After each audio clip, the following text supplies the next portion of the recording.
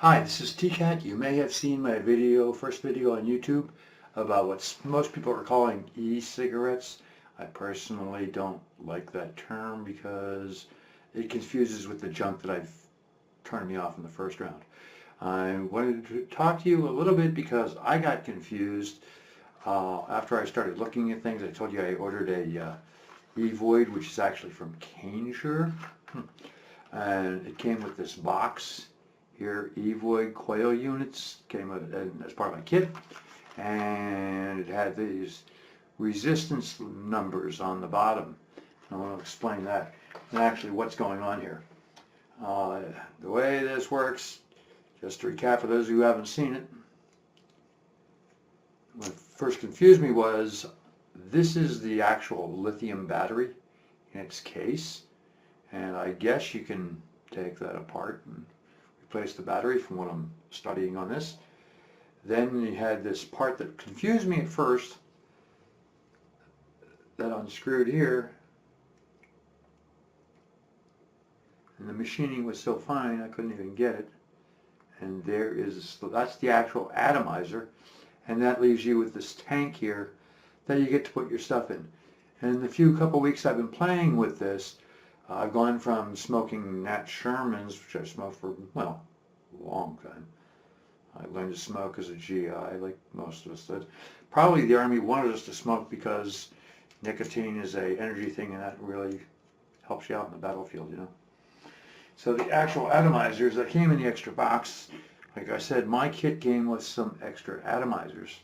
And yeah, these are 2.5 ohms.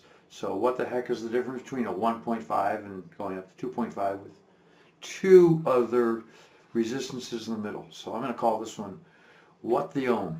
This is not a lesson in electricity of ohms versus watts versus amps and resistance. The short story is the higher the resistance that you're getting on the unit, the higher the temperature is going to be for the vaporizing. And as I'm learning very quickly, this is actually quite a hobby of playing around with voltages versus the liquids that you put in. Some people are into mixing their own, blah, blah, blah. And hey, sounds like a pretty nice hobby.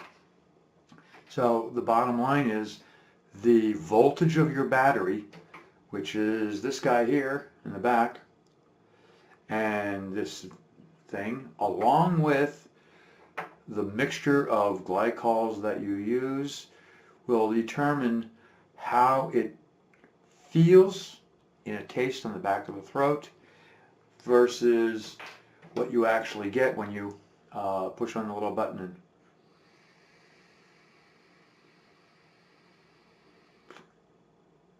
we'll discuss the differences later.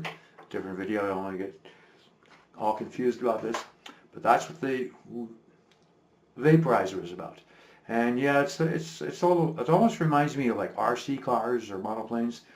And for anybody out there who is not a smoker and thinks I'm turning this hobby into some evil thing, I want you to think real hard about the alternative of playing with a hobby that can have no nicotine in it at all versus smoking. Because I tried a lot of those FDA things. I smoked too many decades. The FDA smoking cessation products didn't work for me. So this got me over, and this got me all hot to trot about this. So I want to thank my daughter and Gabe at Fit Vapes very much for getting me started on this. Gabe's been wonderful in educating me on a lot of these different things. I also became a member of CASSA, which I encourage you to do if you